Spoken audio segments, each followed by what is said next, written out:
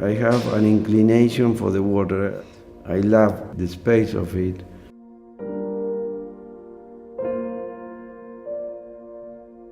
I'm also an art collector, but I'm not obliged to buy. I mean, if a masterpiece appears, then I buy because of the masterpiece, because of the piece itself. It's the piece who commands the decision. As a real estate developer, it's the same. I'm not obliged to develop. What drives me is the quality of the site.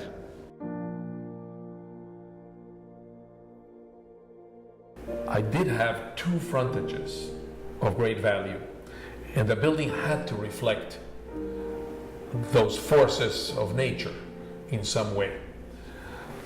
I did decide to do a very minimalist building. I didn't want some extreme form that competed with these forces. And in doing that, I split the building like splitting the oceans, and turned it into two volumes and opened in the middle of it a monumental door or gateway that connected ocean and bay. And that became the centerpiece of the project. I thought actually the space, the void, the emptiness was more important than the object, the form. And that, in fact, maybe the form should fade away and focus on this grand space that symbolizes that linkage.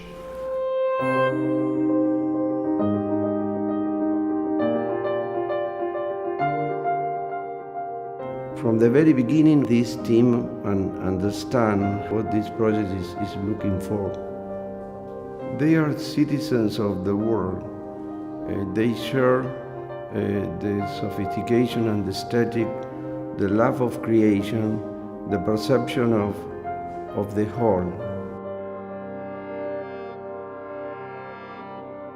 Enzo, Enea, and Piero, they have the history of the human being from this point of view, and they adapt all that to the necessities of the place. One has to find the right point of expression between the traditional history and post-contemporary world. I'm a modernist architect. I never think to do something traditional. Traditional means I never working for the marketing research. I'm working for a private taste.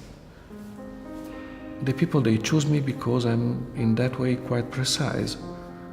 I never work with compromises, We like to be coherent, and we like to be natural, and we like to be not easy, but you have to be human and humanistic. And we put inside some simple approach of life.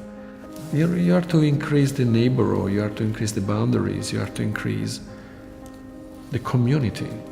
What we do is we bring another proportion into it with the garden, with the outdoor space that interacts with the place, creating microclimates and using trees as shadow, lighting, and we mix together architecture towards art to create interesting space. The space demands the design. I think that art is integrated in our life, and it's an important proposition within Oceana. Ocean Bal Harbour, I think, is a fantastic example of how art can function. And people aren't always able to give sculpture that opportunity to display itself. To be able to design architecture that gives a place, an emotional home for art, where it's really part of the essence of the location. And it's a place where artworks can really interact with residents' daily life. Jeff Koons, he's very profound and clever. He takes into account the history of art.